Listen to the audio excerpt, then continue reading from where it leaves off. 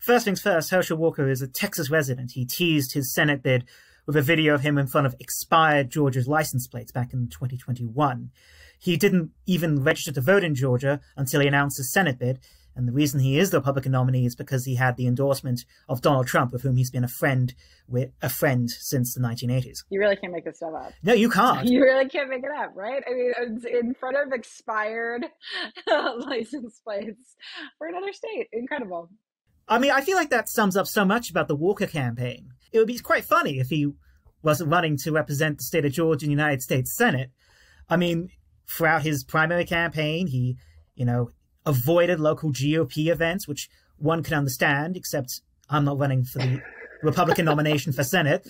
As a Texan, someone who's actually born there, I'm like super used to people who are born in other states pretending to be Texan. It is very unusual to have the opposite occur, but really salute him for that. You have a dude here who's like lied about virtually everything in his credentialing.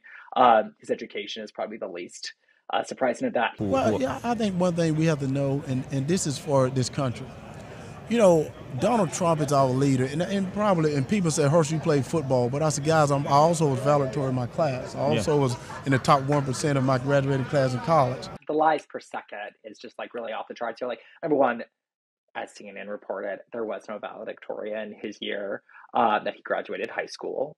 Fine. He also claims to have graduated the top 1% of his college class, which, like, famously, if you're a follower of college football, as everyone in the South is, he left before his senior year to join a rival to the NFL that Donald Trump coincidentally owned in the 80s. So he never graduated actually from college. But that's one of the things that makes our job really fun. Every day, some new fresh hell from Herschel Walker.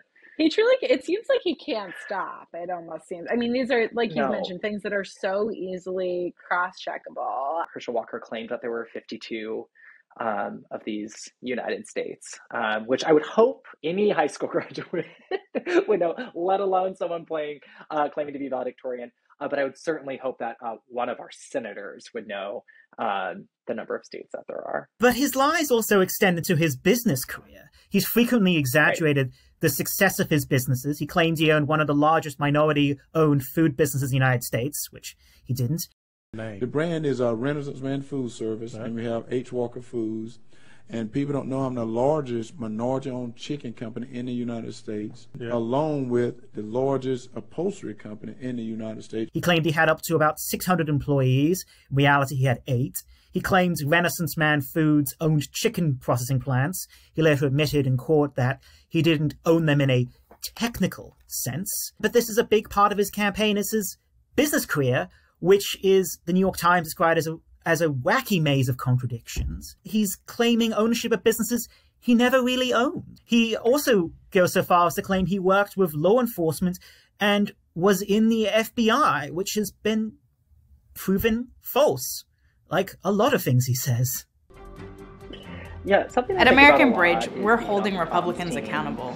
Subscribe and join the fight. Specifically, because it's like literally every day there's just like some new like reporter. It's like, hey, he said this.